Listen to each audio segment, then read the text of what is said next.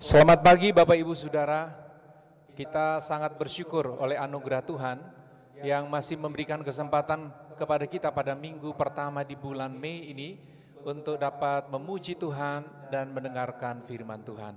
Bapak Ibu Saudara, sebelum kita membaca firman Tuhan dan merenungkan kebenaran firman Tuhan, mari terlebih dahulu kita berdoa. Bapa kami yang di surga, Engkaulah Allah pencipta alam semesta, Allah pemilik kehidupan yang memelihara kami sehingga sampai pada hari ini ada kesempatan istimewa bagi kami untuk membaca firman Tuhan dan merenungkan kebenarannya. Kami percaya tidak ada sesuatu pun di dalam hidup kami yang rahasia di dalam pengetahuan-Mu. Engkau mengenal siapa kami di masa lalu, Engkau tahu siapa kami di hari ini dan juga masa depan. Dunia di dalam pemeliharaan-Mu dan hidup kami pun sampai detail terkecil Bapa di surga memelihara kami dan meneguhkan setiap waktu. Bapa, kami akan membaca firman Tuhan dan merenungkannya. Berbicaralah kepada kami melalui firman-Mu, karena kami siap untuk mendengar. Di dalam nama Tuhan Yesus kami berdoa dan bersyukur. Amin. Bapak Ibu Saudara, pada pagi hari ini saya mengajak kita untuk membaca bersama-sama dari Kisah Para Rasul pasal 16 ayat 4 sampai dengan ayat yang ke-18. Dan tadi bersama-sama dengan seluruh jemaat kita juga sudah membaca dari Kisah Para Rasul pasal 16 ayat 19 sampai dengan ayat yang ke-40. Tapi mari kita membaca latar belakang kisah dari Kisah Para Rasul pasal 16 ayat 19 sampai 40 itu. Kita akan mulai dari ayat 4 sampai dengan ayat yang ke-18. Demikianlah firman Tuhan. Dalam perjalanan keliling dari kota ke kota, Paulus dan Silas menyampaikan keputusan-keputusan yang diambil para rasul dan para penatua di Yerusalem dengan pesan supaya jemaat-jemaat menurutinya. Demikianlah jemaat-jemaat diteguhkan dalam iman dan makin lama makin bertambah besar jumlahnya. Mereka melintasi tanah Frigia dan tanah Galatia karena Roh Kudus mencegah mereka untuk memberitakan Injil di Asia. Dan setibanya di Misia, mereka mencoba masuk ke daerah Bitinia, tetapi Roh Yesus tidak mengizinkan mereka. Setelah melintasi Misia, mereka sampai di Troas. Pada malam harinya, tampaklah oleh Paulus suatu penglihatan. Ada seorang Makedonia berdiri di situ dan berseru kepadanya, katanya, menyeberanglah kemari dan tolonglah kami. Setelah Paulus melihat penglihatan itu, segeralah kami mencari kesempatan untuk berangkat ke Makedonia. Karena dari penglihatan itu kami menarik kesimpulan bahwa Allah telah memanggil kami untuk memberitakan Injil kepada orang-orang di sana. Lalu kami bertolak dari Troas dan langsung berlayar ke Samotroke. Dan keesokan harinya tibalah kami di Neapolis.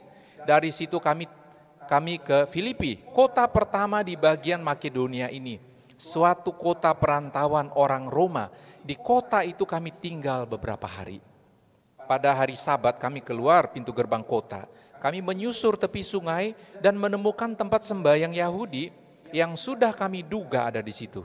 Setelah duduk kami berbicara kepada perempuan-perempuan yang ada berkumpul di situ.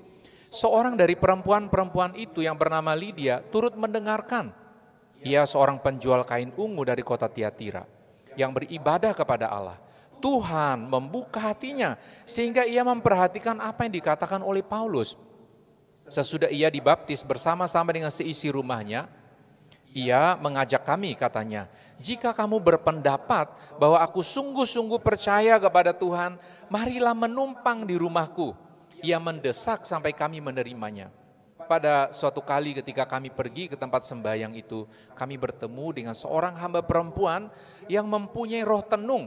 Dengan tenungan-tenungannya, tuan-tuannya memperoleh penghasilan besar. Ia mengikuti Paulus dan kami dari belakang sambil berseru, katanya, orang-orang ini adalah hamba Allah yang Maha Tinggi. Mereka memberitakan kepadamu jalan kepada keselamatan. Hal itu dilakukannya beberapa hari lamanya. Tetapi ketika Paulus tidak tahan lagi akan gangguan itu, ia berpaling dan berkata kepada roh itu, demi nama Yesus Kristus, aku menyuruh engkau keluar dari perempuan ini. Seketika itu juga keluarlah roh itu. Bapak Ibu Saudara yang berbahagia adalah mereka mendengar firman dan juga melakukannya dalam kehidupan. Bapak Ibu Saudara, selama bulan Mei ini, tema kita akan berbicara mengenai kedaulatan Allah dalam hidup orang percaya. Dan dalam minggu pertama ini Bapak Ibu, tema kita adalah hidup berserah kepada kedaulatan Tuhan. Hidup berserah kepada kedaulatan Tuhan. Bapak Ibu Saudara, teks yang kita baca tadi menceritakan kisah bahwa pasca sidang di Yerusalem dalam Kisah Para Rasul pasal 15 ayat 1 sampai 22, Paulus, Barnabas didampingi Yudas dan Silas, mereka diutus ke Antiokhia. Bapak Ibu masih ingat Antiokhia adalah pusat kekristenan pertama di luar Yerusalem, di mana orang percaya untuk pertama kali disebut Kristen. Jadi mereka kembali ke Antiokhia Bapak Ibu untuk menyampaikan jawaban kepada jemaat Antiokhia, Syria dan Kilikia tentang apakah orang Kristen bukan Yahudi harus mengikuti aturan-aturan atau tradisi Taurat. Dan sudah dalam keputusan sidang di Yerusalem dalam Kisah Para Rasul 15 ayat 1 sampai 22 bahwa orang percaya bukan Yahudi pun mereka diterima secara penuh bagian lengkap dari pengikut Yesus, karena Roh Kudus yang sama juga diberikan kepada mereka pada saat mereka percaya. Nah Bapak Ibu Saudara, setelah beberapa lama di Antiokhia, Paulus mengajak Barnabas untuk kembali mengunjungi orang-orang percaya di kota-kota yang pernah mereka layani. Namun karena terjadi perbedaan pandangan tentang apakah perlu membawa kembali Yohanes atau Markus dalam perjalanan ini, akhirnya Barnabas dan Paulus mereka berpisah. Barnabas membawa Markus menuju Siprus, sedangkan Paulus memilih Silas. Melalui pengutusan jemaat, mereka menuju Syria dan Kilikia, dan di Listra kalau kita membaca Kisah Para Rasul pasal 16 ayat 1 sampai 3, disebutkan ada seorang muda yang dilibatkan dalam pelayanan namanya Timotius. Nah Bapak Ibu Saudara, ketika mereka melintasi tanah Frigia sebagaimana yang kita baca tadi, dan juga tanah Galatia, dikatakan Roh Kudus mencegah mereka memberitakan Injil di Asia. Itu dalam pasal 16 ayat 6. Bapak Ibu Saudara, di sini kita melihat bahwa tujuan yang baik untuk menjangkau sebanyak mungkin kota. Dalam konteks ini kita melihat Tuhan menunjukkan kedaulatannya sehingga mereka dicegah untuk masuk memberitakan Injil di Asia. Bahkan juga pada waktu mereka di Misia, Bapak Ibu, mereka mencoba masuk ke Bitinia, tetapi dikatakan Roh Yesus tidak mengizinkan mereka. Detailnya seperti apa kita tidak ketahui Bapak Ibu, yang pasti Paulus dan teman-teman pelayan menyadari benar bahwa Tuhan memberi kepada mereka petunjuk untuk tidak masuk ke Bitinia. Setelah melewati Misia dan sampai di Troas, pada malam hari Paulus melihat satu penglihatan. Ada seorang Makedonia berdiri dan berseru kepadanya, menyeberanglah kemari dan tolonglah kami. Bapak Ibu Saudara, mendapat petunjuk khusus bukanlah merupakan permintaan Paulus. Tim pelayanan mereka tidak berdoa seperti itu. Kita tidak ada catatan khusus dari Injil Dr. Lukas dalam Kisah Para Rasul. Dan juga bukan menjadi tujuan utama mereka untuk dapat penglihatan atau mimpi atau satu penyataan baru Bapak Ibu.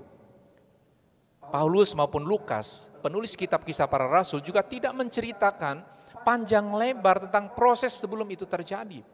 Apalagi menceritakan penglihatan itu hanya untuk meningkatkan suasana Bapak Ibu, atau mendramatisirnya supaya orang-orang mau mendengar apa yang mereka beritakan. Tetapi yang menarik di sini ialah waktu mereka melihat penglihatan bahwa ada seorang Makedonia berseru kepada mereka, menyeberanglah kemari dan tolonglah kami. Mereka mengambil kesimpulan bahwa Allah telah memanggil kami. Allah telah memanggil mereka untuk memberitakan Injil kepada orang-orang di sana. Sehingga tindakan Paulus adalah mereka segera mencari kesempatan untuk berangkat ke Makedonia. Bapak Ibu Saudara, ini menunjukkan kepada kita bahwa petunjuk khusus tidak selalu menjadi dasar untuk semua tindakan dalam pelayanan kita. Paulus bahkan dalam Kolose 2 ayat 18 berkata, janganlah kamu biarkan kemenanganmu digagalkan oleh orang yang pura-pura merendahkan diri serta beribadah kepada malaikat-malaikat, serta berkanjang pada penglihatan-penglihatan, dan tanpa ada alasan membesar-besarkan diri oleh pikiran yang duniawi. Jadi Bapak Ibu, penglihatan di sini untuk satu tujuan khusus, bukan menjadi berita utama atau inti utama dari berita ini atau menjadi dasar untuk satu pelayanan, tetapi dalam konteks istimewa memang Makedonia, Tuhan sedang mengarahkan mereka ke satu kota di sana. Waktu mereka tiba di kota pertama Makedonia Bapak Ibu, yaitu kota Filipi, kita membaca kisah ini mulai Kisah Para Rasul pasal 16 ayat 13 sampai dengan ayat 18. Di rumah sembahyang Yahudi, seorang penjual kain ungu bernama Lydia, dia menjadi percaya karena Tuhan membuka hatinya. Ia dibaptis bersama seisi rumahnya. Ini sangat istimewa Bapak Ibu. Seorang perempuan penjual kain ungu percaya kepada Yesus. Jangan lupa penjual kain ungu ini bukan orang miskin Bapak Ibu, ini orang istimewa. Dia berhasil mempengaruhi keluarganya dan mereka percaya dan dibaptis. Kalau kita membaca kisah ini Bapak Ibu, nampaknya semua akan berjalan aman dan normal. Bayangkan, ada penglihatan, seorang Makedonia berseru, mereka masuk kota pertama Makedonia di Filipi, memberitakan Injil dan seorang perempuan menyambut dan dibaptis satu keluarga. Satu pengalaman yang pasti menyenangkan bagi Paulus dan tim pelayanannya. Sampai satu tantangan muncul Bapak Ibu. Kalau kita membaca pasal 16 ayat yang ke-16 dikatakan demikian. Pada suatu kali, ketika kami pergi ke tempat sembahyang itu, kami bertemu dengan seorang hamba perempuan yang mempunyai roh tenung. Dengan tenungan-tenungannya, tuan-tuannya memperoleh penghasilan besar. Dan apa yang dilakukan oleh perempuan ini, seorang perempuan peramal ini adalah dikatakan bahwa setiap hari dia berjalan di belakang Paulus dan sahabat-sahabatnya sambil berseru dan berkata, orang-orang ini adalah hamba Allah yang maha tinggi. Mereka memberitakan kepadamu jalan kepada keselamatan. Mungkin kalau bagi kita Bapak Ibu, kita pikir, wah ini keren juga ini. Paulus jalan begitu dengan teman-temannya di kota. Ada seorang perempuan yang terkenal memiliki roh tenung. Orang yang ditakuti di kota, yang dianggap bisa tahu isi hati orang dan pikiran orang, bisa meramal nasib, dan teriak-teriak di belakang, seolah-olah memberikan referensi. Oh, ini orang hamba Allah, memberitakan kepadamu jalan keselamatan. Seolah-olah ini sesuatu yang baik Bapak Ibu. Tetapi dalam catatan firman, setelah berhari-hari dan Paulus tidak tahan lagi terhadap gangguan tersebut, ia berpaling dan berkata kepada roh itu, demi nama Yesus Kristus, aku menyuruh engkau keluar dari perempuan ini. Bapak Ibu, tujuan utama Paulus untuk ada di Makedonia, di kota Filipi, adalah untuk memberitakan Injil. Bukan untuk pergi mengusir setan. Seringkali orang berpikir Bapak Ibu, bahwa keliling dari kota ke kota, dari satu tempat keramat ke tempat keramat lain, keliling-keliling mengusir, menengking roh jahat dari tempat-tempat keramat adalah perintah Tuhan. Bapak Ibu, kalau kita membaca ini tidak demikian. Perintah Yesus kepada kita, kepada Paulus, kepada saya dan engkau dan gerejanya adalah agar kita memberitakan Injil. Tetapi kalau roh jahat mengganggu, barulah Bapak Ibu kita mengusir. Jadi sekali lagi dalam konteks ini Paulus mengajarkan kepada kita bahwa tujuan utama bukanlah untuk pergi mengusir roh jahat. Apa yang terjadi Bapak Ibu? Akibatnya adalah tuan-tuan perempuan peramal tersebut menangkap Paulus dan Silas karena sumber penghasilan mereka lenyap. Mereka diseret ke pasar, dalam bahasa Yunani agora, tempat pertemuan umum. Tetapi juga ada penjual-penjual Bapak Ibu. Untuk menghadap siapa? Penguasa. Mereka diadili. Dan kalau kita membaca itu Bapak Ibu, tuduhannya luar biasa. Mereka dikatakan mengacaukan kota. Dalam pasal 16 ayat 20 dikatakan, setelah mereka membawa keduanya menghadap pembesar-pembesar kota itu, berkatalah mereka, katanya orang-orang ini mengacaukan kota kita karena mereka orang Yahudi. Jadi kalau kita baca, pertama mereka dituduh mengacaukan kota, kedua mereka ini orang Yahudi, ketiga mereka mengajarkan adat istiadat yang orang Romawi, orang Rum, tidak boleh diterima dan juga dilakukan.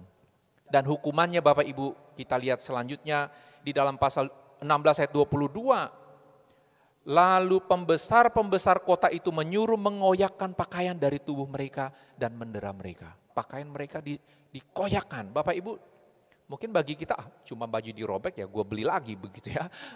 Tetapi merobek baju ini Bapak Ibu satu gambaran penghinaan yang luar biasa. Jadi bukan soal baju dirobek Bapak Ibu, tetapi ini satu simbolika yang sangat jelas bahwa orang-orang ini dipermalukan. Didera Bapak Ibu bukan cuma satu kali, berkali-kali. Dan dilempar ke dalam penjara. Dan di dalam penjara kalau kita membaca detailnya mereka ditempatkan di ruang yang paling tengah. Dan kaki mereka Bapak Ibu dibelenggu dalam pasungan yang kuat. Bapak Ibu kalau kita melihat kondisi yang berubah menjadi buruk ini, muncul dalam pikiran kita beberapa pertanyaan yang mendasar. Seperti juga kalau kita menghadapi penderitaan dan kesulitan dalam pelayanan hidup berumah tangga, dalam pekerjaan dunia pendidikan. Pertanyaan-pertanyaan itu mungkin bisa demikian Bapak Ibu. Bukankah Paulus, bukankah Silas dan mereka ini telah diutus oleh jemaat Antiokhia, didoakan oleh jemaat, diserahkan kepada perlindungan Tuhan. Bukankah Tuhan juga yang menghendaki agar mereka pergi ke Makedonia? Bayangkan mereka mau masuk ke beberapa tempat Tuhan tutup jalan. Sampai ada penglihatan khusus seorang Makedonia berseru, mari menyeberang kemari tolonglah kami. Bapak Ibu ini sudah ada penglihatan, sudah ada petunjuk khusus. Jika sudah didoakan dan melakukan kehendak Tuhan, tetapi mengapa ya sampai dipermalukan, dipukul dan masuk penjara? Apakah ada yang salah dalam metode pemberitaan Paulus dan Silas? Mungkin Bapak Ibu yang suka menganalisa mungkin bilang, wah mungkin salah metode. Harusnya jangan terlalu frontal. Oh harusnya jangan tengking itu roh jahat, biarkan aja. Atau mungkin juga ada yang bilang, oh, mungkin ada dosa yang tersembunyi. Oh motivasinya udah gak bener ya. Atau ada yang sering bilang, oh ini serangan balik. Wah, Bapak Ibu sekali lagi pikiran-pikiran yang sering kali muncul dalam hati kita waktu menghadapi tantangan dalam pelayanan. Atau pertanyaan lain Bapak Ibu, bukankah mereka ini dilindungi dari kuasa setan? Kalau kita membaca janji penyertaan Tuhan waktu Injil diberitakan dari Markus 16, bahkan dijelaskan sekali bahwa orang percaya mengusir setan dalam nama Tuhan Yesus. Bapak Ibu setan diusir, roh jahat keluar dari perempuan petenung itu. Tapi mengapa Tuhan tidak melepaskan mereka dari serangan manusia? Kok bisa-bisanya sampai didera, dipukuli, masuk dalam penjara. Bapak Ibu inilah kebanyakan konsep orang Kristen. Kalau setia kepada Tuhan dan melayani Tuhan pasti lebih sukses. Kalau setia melayani Tuhan, hidup benar maka lebih powerful, lebih berkuasa. Seolah-olah semua tantangan hidup itu tidak akan pernah bisa melemahkan sedikit pun. Merasa lebih aman, bisnis akan lebih lancar. Bahkan seolah-olah mendapat dispensasi terhadap penderitaan yang orang lain alami. Atau seperti sebagian pelayan Tuhan, seringkali aktivis gereja juga berpikir bahwa mereka akan mendapat keistimewaan karena sudah berkorban dalam pelayanan. Wah saya kan sudah setia pelayanan. Wah saya sudah memberi banyak bagi pekerjaan Tuhan. Tapi kenapa usaha saya bisa goyang? Kenapa istri saya sakit? Kenapa saya bisa kena wabah ini? Kenapa saya mengalami kesulitan-kesulitan? Bapak Ibu Saudara, dalam pelayanan Kristen seringkali pengalaman hidup berbeda ini menimbulkan perasaan mengasihani diri sendiri. Merasa ditinggalkan Tuhan. Bahkan sampai mundur dari apa yang baik yang tengah dilakukan. Bapak Ibu Saudara, kekristenan dewasa ini menjadi lemah bukan karena kita tidak mengalami kebaikan Tuhan, tetapi karena konsep ini menguasai sebagian besar orang Kristen. Mereka tidak lagi mau bersusah demi pemberitaan Injil. Bahkan lembaga gereja tidak mau memberi lebih banyak kecuali remah-remah roti yang jatuh bagi penginjilan. Orang Kristen modern tidak bersedia mengurangi kenyamanan hidup mereka demi Injil. Tidak bersedia terganggu rasa aman pergaulan mereka demi Injil. Apa yang terjadi Bapak Ibu? Pertanyaan ini kita kembalikan kepada diri kita sendiri. Karena apakah benar Tuhan berjanji demikian untuk kita dan gerejanya pada waktu kita menjadi pengikut Yesus? Atau ini hanyalah impian dan harapan-harapan kita semata? Bapak Ibu Saudara, kalau kita melihat sekilas panggilan Paulus dalam Kisah Para Rasul 9 ayat 15, kita tahu bahwa Paulus menyadari benar pada waktu ia dipanggil diselamatkan untuk melayani Tuhan, Tuhan tidak pernah berjanji kepada dia mendapat dispensasi dari penderitaan, atau dia diselamatkan untuk suatu hidup nikmat, aman, dan kemakmuran, atau dibebaskan dari rasa sakit dan aniaya. Bapak Ibu, Kisah Para Rasul 9 ayat 15 saya baca untuk kita. Tetapi firman Tuhan kepadanya, pergilah sebab orang ini adalah alat pilihan bagiku untuk memberitakan namaku kepada bangsa-bangsa lain serta raja-raja dan orang-orang Israel. Aku sendiri akan menunjukkan kepadanya betapa banyak penderitaan yang harus ia tanggung oleh karena namaku. Bapak Ibu Saudara, bayangkan waktu Paulus diselamatkan, dipanggil, meninggalkan kehidupan lamanya menjadi pengikut Yesus dan pemberita Injil. Tuhan sama sekali tidak memberi kepada dia harapan, jaminan atau janji satu jalan yang penuh dengan dispensasi dari penderitaan. Justru dia bilang oleh orang ini akan mengalami banyak penderitaan oleh karena namaku. Bapak Ibu Saudara, siapa di antara kita yang ketika menjadi pengikut Yesus karena berharap atau dapat janji untuk menjadi semakin sehat? Situ kalau percaya Yesus nanti pasti lebih sehat, ya. Situ kalau ikut Yesus nanti pasti lebih diberkati. Nanti kalau ikut Yesus nanti lebih tenang jiwamu, kamu tentram kayak saya. Bapak Ibu, seringkali orang mendengar janji-janji seperti ini. Menjadi Kristen supaya semakin makmur, semakin lancar usaha, semakin populer, bebas dari penyakit, bebas kecelakaan, dan bebas penderitaan apapun, bahkan dispensasi kegagalan. Bahkan ada yang menjanjikan Bapak Ibu supaya matinya tenang-tenang Bapak Ibu, bebas kecelakaan. Bapak Ibu Saudara, harapan-harapan seperti ini tidak pernah diberikan Yesus kepada kita sebagai pengikutnya. Bahkan waktu ia memanggil kita, dia sudah bilang harus pikul salib. Bapak Ibu Saudara, saya berharap kita seperti Paulus waktu menjadi pengikut Yesus, bukan karena harapan kemakmuran, bukan karena rasa aman dan ketenangan hidup, atau jaminan bebas dari sakit penyakit. Justru seperti Paulus, ia memahami bahwa mencapai tujuan Tuhan atas hidupnya melebihi pencarian akan rasa aman dan kesehatannya, sehingga ia dapat bernyanyi di dalam penjara. Bapak Ibu, dalam pasal 16 ayat 25 saya membaca untuk kita.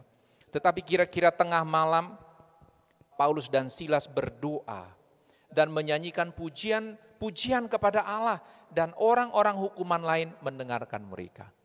Bapak Ibu, ini satu kalau kita baca kisah ini sangat menarik pada bagian ini. Tengah malam Paulus dan Silas berdoa dan menyanyikan puji-pujian kepada Allah. Kira-kira judul lagunya apa? Kita nggak tahu juga Bapak Ibu ya, temanya apa. Tetapi dijelaskan pujiannya ini Bapak Ibu tentang Allah. Beda ya kalau kita lagi menderita, nyanyiannya apa? Tentang situasi hati kita Bapak Ibu. Ini Paulus Silas babak belur, bonyok begitu ya. Hancur-hancuran, luka-luka, babak belur. Lagunya masih bicara mengenai Allah Bapak Ibu. Dan orang-orang hukuman mendengarkan mereka. Jadi ini mungkin kalau live Bapak Ibu ya, kita juga ada di sana, kita dengar ada orang tengah malam nyanyi-nyanyi, orang babak belur, suaranya nggak tahu kayak apa Bapak Ibu, tetapi pendengarnya adalah sesama orang hukuman. Saya tidak tahu reaksi mereka, apakah mereka senang, apakah mereka terganggu, apakah mereka bilang ini orang gila, sudah masuk penjara masih pakai nyanyi begitu ya. Tetapi Bapak Ibu ini menarik sekali, mereka baru saja dipermalukan, dihajar, babak belur, kaki terpasung, tetapi tengah malam mereka berdoa dan bernyanyi. Saya pikir jarang orang bisa seperti ini Bapak Ibu. Setelah dipukuli, mungkin orang bisa berdoa. Tetapi bernyanyi Bapak Ibu, itu sulit sekali. Semua napi Bapak Ibu, narapidana, bahkan kepala penjara pasti merasakan ada sesuatu yang berbeda malam itu. Ada nyanyian di penjara. Biasanya yang mereka dengar hanyalah rintihan, kesakitan, teriakan kemarahan, kutuk. Tetapi malam itu ada nyanyian.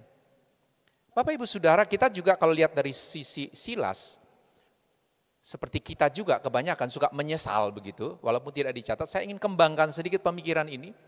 Mungkinkah Silas berpikir seperti kebanyakan kita kalau menghadapi kesulitan dalam pekerjaan? Dalam studi kita, bahkan pelayanan, terkadang suka nyesal begitu. Apes dah, sial dah. Ya, coba tadi gua nggak ikut Paulus. Wah, udah coba tadi tinggal aja di Antioquia, mengajar di sana. Atau ke Siprus aja ikut Pak Barnabas. Waduh, ini udah salah ambil keputusan. Bapak Ibu, tidak ada catatan mengenai Silas. Tetapi malam itu, Paulus dan juga Silas, mereka tidak menyesali Bapak Ibu yang terjadi adalah malam itu. Mereka menyanyi memuji Tuhan dan Tuhan menyatakan jawabannya. Kalau kita membaca lebih lanjut Bapak Ibu, pada waktu mereka tengah bernyanyi terjadi gempa bumi yang hebat. Sendi-sendi penjara goyah, semua pintu terbuka, belenggu terbuka. Kepala penjara hendak membunuh diri, tetapi Paulus mencegah, jangan celakakan dirimu sebab kami semua masih di sini. Bapak Ibu Saudara, Tuhan pernah melepaskan Petrus dari penjara tanpa merusak satu pintu pun. Tetapi kali ini Tuhan menggoncangkan penjara sampai hancur. Bapak Ibu, cara Tuhan sangat istimewa bukan? Sangat unik untuk setiap kasus, untuk setiap kondisi Allah bertindak, tetapi dengan cara yang berbeda. Mungkin juga Bapak Ibu, jika kita sekarang dalam satu kesulitan karena nama Yesus atau masalah apapun, termasuk oleh karena pandemi Corona ini, mungkin kita masuk dalam kategori orang sedang sakit atau dalam pengawasan. Mungkin kita positif Bapak Ibu. Mungkin kita berkata, saya tidak mau jalan ini. Tetapi Bapak Ibu, marilah sekali lagi seperti Paulus dan Silas ketika Tuhan izinkan mereka ada di dalam peristiwa itu. Ini sangat dahsyat nampaknya, termasuk gempa bumi. Tetapi bukan merupakan inti kisah ini. Penderitaanmu hari juga bukan inti utama dari tujuan Tuhan. Karena kalau Tuhan izinkan Bapak Ibu, ada sesuatu yang lebih besar dari sekedar penderitaan dan kesukaran yang kita alami. Waktu kita membaca lebih lanjut Bapak Ibu, kita tahu inilah tujuan Tuhan sebenarnya. Di dalam ayat yang ke-29, kepala penjara itu menyuruh membawa suluh lalu berlari masuk dan dengan gemetar tersungkurlah ia di depan Paulus dan Silas. Ia mengantar mereka keluar sambil berkata, Tuhan, Tuhan, apakah yang harus aku perbuat supaya aku selamat? Bapak Ibu, ini penting sekali. Kepala penjara itu menyimpulkan sendiri tanpa perkataan dari Paulus. Dia bilang, Tuhan, Tuhan, apakah yang harus aku perbuat supaya aku selamat? Bapak Ibu, kalau ada orang datang kepadamu di dalam penderitaanmu atau di dalam keberhasilanmu, orang tanya apa yang harus aku buat supaya aku selamat. Kira-kira kita menjawab secara apa? Seringkali kita cenderung menjawab secara pluralistik. Oh, enggak apa-apa. Semua agama sama. Oh, enggak apa-apa. Tuhan penuh belas kasihan. Biar enggak Paris enggak apa-apa. Tuhan itu punya sorga. Semua diberi masuk surga. Bapak Ibu, itu jawaban pluralistik. Kita percaya bahwa apa yang Yesus katakan bahwa keselamatan hanya ada di dalam Dia. Kita seperti Paulus berkata demikian. Percayalah kepada Tuhan Yesus Kristus dan engkau akan selamat, engkau dan seisi rumahmu. Bapak Ibu, pertanyaan kepala penjara, Paulus jawab dengan jawaban yang sangat tajam. Keselamatan hanya ada di dalam Yesus. Bapak Ibu Saudara, untuk menunaikan tujuan Tuhan, Paulus dan Silas diizinkan Tuhan dianiaya dan dipenjara. Siapa yang akan tahu akhir dari kisah ini sebelumnya? Bahkan Paulus dan Silas tidak mendapat petunjuk khusus atau kata-kata penghiburan. Tidak ada mimpi, tidak ada ayat khusus untuk mereka sebelum masuk penjara. Bahwa nanti, oh enggak apa-apa, kamu masuk penjara, nanti babak belur, nanti ada kepala penjara percaya. Tidak ada Bapak Ibu. Waktu mereka masuk dalam penjara yang ada hanya apa? Rasa sakit. Tidak ada analgesik Bapak Ibu, tidak ada penghilang rasa sakit, tidak ada perawatan. Tidak ada hak asasi manusia di sana, tidak ada pembela. Mereka terpuruk hancur babak belur, fisik dan jiwa mereka. Tetapi Bapak Ibu, untuk menunaikan tujuan Tuhan, Tuhan izinkan mereka masuk penjara. Karena itu Bapak Ibu, kita pun demikian. Jadi ketimbang sibuk dengan impian kemakmuran Kristen, oh jadi Kristen supaya lebih makmur, lebih sehat, lebih kaya. Jadi Kristen supaya lebih sehat, atau pencarian spiritualitas yang aneh-aneh Bapak Ibu, untuk mengisi keinginan perasaan kita, untuk merasa lebih rohani, lebih dekat sama Tuhan. Kenikmatan musik gereja, keindahan dalam gedung, atau mencari petunjuk-petunjuk khusus melalui mimpi, penglihatan, ramalan akhir zaman, atau ramalan-ramalan tentang, oh dulu pernah, sudah diramalkan, sudah dinubuatkan, corona akan muncul atau akan berakhir kapan. Bapak Ibu, ketimbang engkau sibuk dengan hal-hal yang demikian atau mencari suara khusus, mari kita berhenti bahwa apapun kondisi kita hari ini, kalau Tuhan izinkan sesuatu terjadi, tujuan akhirnya adalah supaya melalui engkau, yang engkau alami sekarang, entahkah suka dan susah sekalipun, tujuan Tuhan akan tergenapi. Kembangkan kerelaanmu untuk mengikuti Tuhan dan tetap mempercayai Dia ketika melewati derita dan kesakitan. Karena di dalam kondisi itu pun engkau sedang dituntun oleh tangan Bapa yang mengasihi engkau. Biarlah kedaulatannya berlaku atas hidupmu, atas hidupku. Karena itu Bapak Ibu, kesimpulan kita adalah tujuan Tuhan atas hidup kita melebihi impian terbesar kita untuk sukses maupun kita lebih ingin sehat. Agenda kita tidak selalu merupakan agenda Tuhan. Waktu Tuhan tidak akan selalu sejalan dengan keinginan kita. Cara kita bisa berbeda dengan cara Tuhan. Jangan pernah lupa, apalah gunanya kita memperoleh seluruh dunia, tapi mengatakan kehilangan nyawa kita. Seluruh dunia di sini apa Bapak Ibu? Apa yang paling dicari oleh dunia? Harta, kesehatan, popularitas, atau mungkin pencapaian yang hebat di dalam dunia. Apalah gunanya mengerjakan dan mencapai banyak hal, prestasi yang hebat namun tidak menghasilkan bagi kerajaan Allah. Jadi hal terpenting adalah bahwa tujuan Tuhan atas hidup kita akan tergenapi. Karena kita dirancang untuk memuliakan Dia. Di luar itu Bapak Ibu, pencapaian kita hanyalah prestasi manusia pada umumnya. Dan tidak menghasilkan bagi kemuliaan Allah. Oleh karena itu marilah dalam penyerahan penuh kepada kedaulatan Allah kita mau berserah. Tuhan mau apa dalam hidup saya, termasuk dalam masa pandemi ini. Kita lakukan bagian kita, kita berhati-hati, kita berdoa, kita bertekun, kita lakukan bagian kita. Tetapi kalau Tuhan mengizinkan sesuatu terjadi, bahkan mungkin sampai ada di antara kita, saudara, teman, sahabat-sahabat kita yang harus dirawat oleh situasi ini. Atau engkau tengah melayani pasien juga dalam situasi yang berat seperti ini, mari kita tetap mau berserah kepada kedaulatan Allah. Karena di akhir semuanya tujuan terbesar kita hidup untuk memuliakan Dia. Bapak Ibu, mari kita menyanyikan pujian kemenangan iman sebagai respon kita, yaitu kemenangan iman nomor 185, aku berserah. Kemenangan iman nomor 185.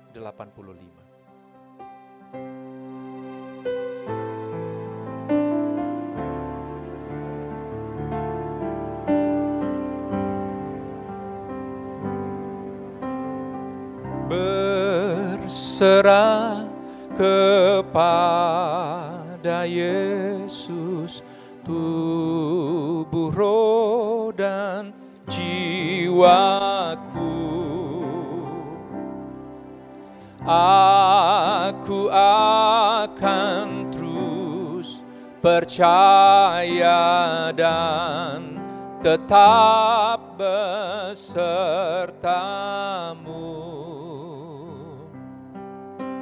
Aku berserah, aku berserah pada Yesus Juru Selamat. Aku berserah, aku berserah,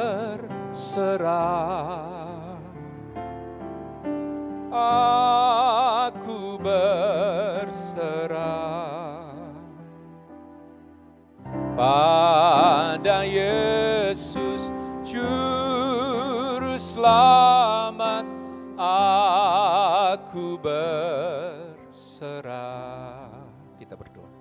Bapa, kepadamu-lah kami berserah, kepada kedaulatanmu atas hidup kami, dan pimpinanmu yang tidak bisa salah, yang menuntun kami hari lepas ke sehari, melewati berbagai kondisi kehidupan, waktu suka dan sedih, waktu berhasil bahkan gagal, waktu sehat bahkan bisa sakit, tetapi Engkau Allah yang sama. menuntun hidup kami. Dan di dalam kedaulatan-Mu, di dalam kekuasaan-Mu, di dalam otoritas-Mu lah kami berserah. Dan kami percaya apapun yang Tuhan izinkan kami alami, di dalam kendali Tuhan, kami akan dapat melewatinya dan tetap memuliakan Engkau. Setiap jiwa yang lemah dan telah mendengar firman hari ini, Tuhan teguhkan kembali untuk tetap setia sampai akhir kehidupan. Di dalam nama Tuhan Yesus kami berdoa dan bersyukur. Amin.